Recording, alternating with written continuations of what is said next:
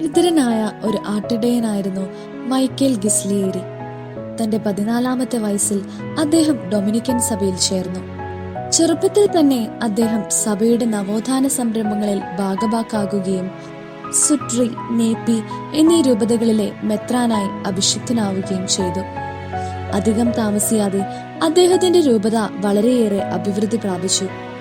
അദ്ദേഹം മെത്രാനായിരിക്കുമ്പോൾ തന്നെ പരിശുദ്ധ പിതാവ് നവീകരണത്തെക്കുറിച്ചുള്ള വിശുദ്ധന്റെ വീക്ഷണങ്ങൾ ആരാഞ്ഞിരുന്നു. അത്രയ്ക്ക് ജ്ഞാനമുണ്ടായിരുന്നു വിശുദ്ധന്. 1565 ഡിസംബറിലാണ് പിയൂസ് 4-ാമൻ പാപ്പ അന്തരിക്കുന്നത്. പാപ്പായുടെ മരണത്തോടെ മൈക്കേൽ ഗിസ്ലിയേരി പത്രോസിന്റെ സിംഹാസനത്തിൽ ഉപവിഷ്ടനായി. അങ്ങനെയാണ് വിശുദ്ധൻ പിയൂസ് 5-ാമൻ എന്ന സ്ഥാനപ്പേര് സ്വീകരിച്ചത്.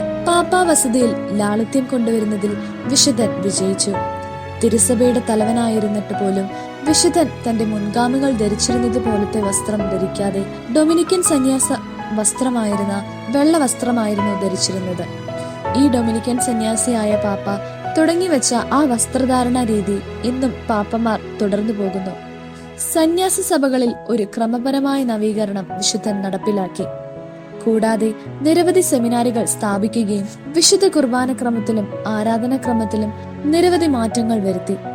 മാത്രമല്ല, ദിവ്യാരാധനകൾക്ക് ഒരു ഏകീകൃത സ്വഭാവം കൈവരുത്തുകയും മതപ്രബോധന ഗ്രന്ഥങ്ങൾ പ്രസിദ്ധീകരിക്കുകയും ബൈബിളിന്റെ ആധികാരികമായ ലാറ്റിൻ പരിഭാഷയിലുള്ള തെറ്റുകൾ തിരുത്തുവാനും അദ്ദേഹം മുൻകൈയെടുത്തു. വിശുദ്ധൻ പാപ്പാ പദവിയിൽ ഇരിക്കുമ്പോഴാണ് 1572 തന്റെ 68-ാമത്തെ വയസ്സിൽ പിയൂസ് 5-ാമൻ പാപ്പ കർത്താവിൽ അന്ത്യനിദ്ര പ്രാപിച്ചു. 1712 ക്ലെമന്റ് 11-ാമൻ പാപ്പ പിയൂസ് 5-ാമനെ വിശുദ്ധനായി പ്രഖ്യാപിച്ചു.